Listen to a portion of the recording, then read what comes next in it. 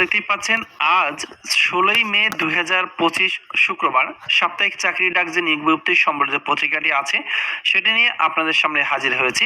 পুরো এক সপ্তাহে যতগুলো সরকারি এবং বেসরকারি চাকরি আছে আপনারা কিন্তু এই পত্রিকাটিতে পেয়ে যাবেন। তো এখানে টোটাল 4টা পেজ দেয়া আছে। এই 4টা পেজ নিয়ে মূলত আমি আলোচনা করব, আর ভিডিও শেষে বলে দেবো এই যে সাপ্তাহিক চাকরি ডাক পত্রিকাটি আছে এটার পিডিএফ ফাইল আপনি কিভাবে ডাউনলোড করবেন। সম্পূর্ণ ভিডিওটা দেখার অনুরোধ রইল। মূল ভিডিও আলোচনা করার পূর্বে ছোট্ট একটা রিকোয়েস্ট থাকবে, আপনি যদি আমাদের রায়হান কবির ইউটিউব চ্যানেলের নতুন দর্শক হয়ে থাকেন তাহলে অবশ্যই চ্যানেলটি সাবস্ক্রাইব করে দেবেন। এখানে আমি নিত্য নতুন সরকারি চাকরি নিয়ে আপডেট ভিডিওগুলো তৈরি করে থাকি। আর যারা ফেসবুক পেজটা দেখতেছেন তারা অবশ্যই আমাদের পেজটাকে ফলো দিয়ে রাখবেন। তো চলুন আমরা কথা না বেড়ে দেখে নেই আজ 16ই মে 2025 শুক্রবার যে সাপ্তাহিক চাকরি ডাক নিয়োগ বিজ্ঞপ্তি সম্বলিত পত্রিকাটি প্রকাশিত হয়েছে সেটি সম্বন্ধে বিস্তারিত। তো শুরুতে যেমনটা দেখতে পাচ্ছেন এখানে কিন্তু 435টি পদে জাতীয় পর্যায়ে বেসরকারি উন্নয়ন সংস্থা এসকেএস ফাউন্ডেশনে নতুন একটি নিয়োগ বিজ্ঞপ্তি প্রকাশিত হয়েছে। জেলা থেকে নারী এবং পুরুষ উভয় প্রার্থী আবেদন করতে পারবেন। আবেদন সংক্রান্ত A to Z এখানে দেওয়া আছে, ভিডিওটা একবার স্টপ করলেও আপনারা স্পষ্টভাবে দেখতে পারবেন। এরপর দিতে পাচ্ছেন বাংলাদেশ নৌবাহিনীতে সরাসরি কমিশন অফিসার পদে 2026 ব্যাচে নিয়োগ বিজ্ঞপ্তি প্রকাশিত হয়েছে, যেখানে joinnavy.navy.mil.bd এই ওয়েবসাইটের মাধ্যমে আবেদন করতে হবে।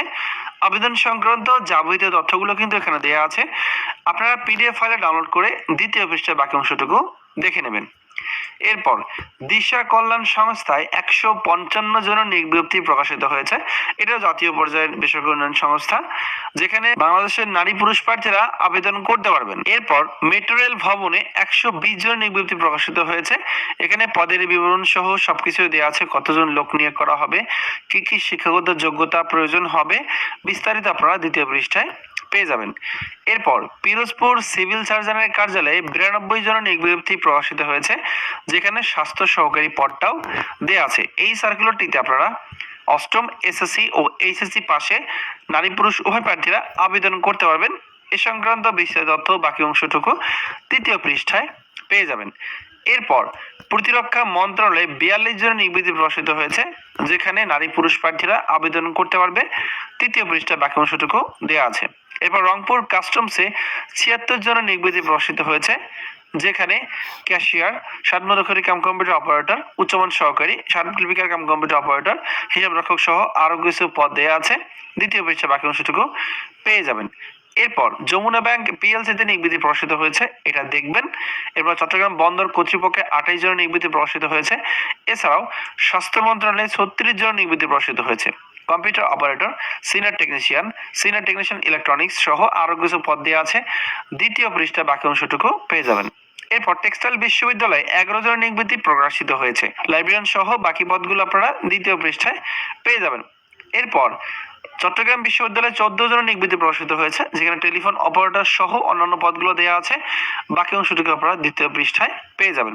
এরপর ক্রীড়া শিক্ষা প্রতিষ্ঠান বিকেএসপির আওতায় 7 জনের নিয়োগ বিজ্ঞপ্তি প্রকাশিত হয়েছে, এখানে বিস্তারিত বলে দেওয়া আছে, এটা দেখে নেবেন। এরপর কুড়িগ্রাম পল্লী বিদ্যুৎ সমিতিতে নিয়োগ বিজ্ঞপ্তি প্রকাশিত হয়েছে 4 জনের, এখানে বিস্তারিত দেওয়া আছে, এটা আপনারা দেখলেই বুঝতে পারবেন। বন্ধুরা, আমরা কিন্তু প্রথম পাতার মূল যে নিয়োগ বিজ্ঞপ্তিগুলো আছে সেগুলো নিয়ে আলোচনা করেছি। এখন আমরা সরাসরি চলে যাব শেষের পৃষ্ঠায়, কারণ প্রথম এবং শেষের পৃষ্ঠায় মূল যে নিয়োগ বিজ্ঞপ্তিগুলো আছে সেগুলো নিয়ে আলোচনা করা হয়। তো দেখতে পাচ্ছেন এটা 3 নাম্বার, আর উপরে 2 নাম্বার পেজ চলে গেছে। এরপর দেখতে পাচ্ছেন পেজ নাম্বার হচ্ছে 4। তো এখানে প্রথমে দেখতে পাচ্ছেন ট্রেডিং কর্পোরেশনে 22 জন নিয়োগ বিজ্ঞপ্তি প্রকাশিত হয়েছে। এখানে কিন্তু পদের বিবরণ সহ প্রত্যেকটা পদের ক্ষেত্রে আপনার শিক্ষাগত যোগ্যতা কি কি সেটা কিন্তু দেওয়া আছে। তৃতীয় পৃষ্ঠায় বাকি অংশটুকু পেয়ে যাবেন। এবার ফার্মেসি কাউন্সিলে 2 জন নিয়োগ বিজ্ঞপ্তি প্রকাশিত হয়েছে, এটা দেখে নেবেন।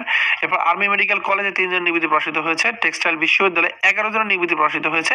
তৃতীয় পৃষ্ঠায় বাকি অংশটুকু পেয়ে যাবেন। এরপর দেখতে পাচ্ছেন এনপিসিবিএল এ 4 জন নিয়োগ বিজ্ঞপ্তি প্রকাশিত হয়েছে। এছাড়াও ডিজেল প্লান্ট লিমিটেডে নিয়োগ বিজ্ঞপ্তি প্রকাশিত হয়েছে। দ্য বার্ডস স্কুল অ্যান্ড কলেজে নিয়োগ বিজ্ঞপ্তি প্রকাশিত হয়েছে। পেজ ডেভেলপমেন্ট সেন্টারে 4 জনের নিয়োগ বিজ্ঞপ্তি প্রকাশিত হয়েছে, ঠিক আছে। এবার ফাতুল্লাহ জামে মসজিদে নিয়োগ বিজ্ঞপ্তি প্রকাশিত হয়েছে। প্রাণী সম্পদ মন্ত্রণালয়ে নিয়োগ বিজ্ঞপ্তি প্রকাশিত হয়েছে।